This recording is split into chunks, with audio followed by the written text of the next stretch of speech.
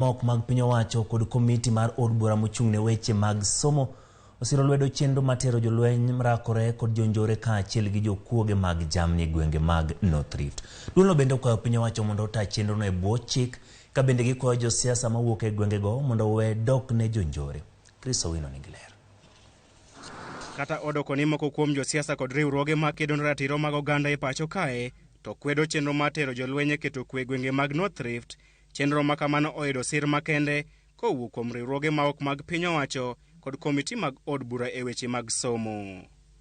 E twak margi kod jofwamb weche buore Nairobi, duol matayo riwruoge maok mag piny owacho e pacho kae odok ne piny owacho okang' ma kamano, ka giwacho ni chenro matero jolweny e gwengego e yo kende mar tieko jonjore mosebedo ka sando jopiny e gwengego e kinde ka kinde. And the government must stand its feet to make sure that this problem that has persisted for decades must be dealt with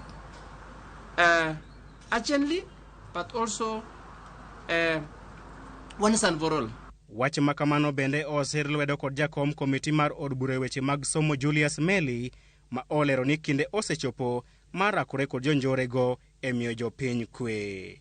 As education committee, we are lauding the government for the operations that they have carried out in the North Rift region against banditry that has affected education a lot. Thousands of students have not been able to go to schools. A number of schools have been closed down. Teachers have been killed. A number of them have run away. Hundreds of students have participated, especially in some of these illegal activities of cattle raids. Jodak ma North Rift bende okwa mondo sir piny owacho lwedo e duoko kwe gwengego kuom chwalo bunde duto ma gin go ataro mar chik kendo weyo weche mag keto arita kwe e lwet obila. Let us adhere to what the government is appealing to us and keep out the cans that are in wrong hands. Let a can be only owned by an authorized officer, not a civilian. Kata kamano, nitiere yierruok ni e kinde ma piny owacho dhi tero jolweny e gwengego, chenro ma kamano nyaka tim e bwo chik kendo miyo luor ratiro mag jopiny. But we are also appealing to the government to ensure there is a human pace when it comes to the operation in that particular region of the country. We also don't want to see any abuse of human rights in that particular region as the exercise is ongoing. Piny owacho mamalo, sirikal mag counties kod riwruoge maok mag piny owacho matiyo e gwenge mag North Rift bende ojiw mondo bi ochak chwalo chenro mag dongruok e gwengego kaka yo mar tieko monjo ma kinde ka kinde e gwenge mag North Rift. This region has been left for long. This region has not been opened up, and our organizations have not also been doing much. It is our ample appeal that our organizations move to these particular regions.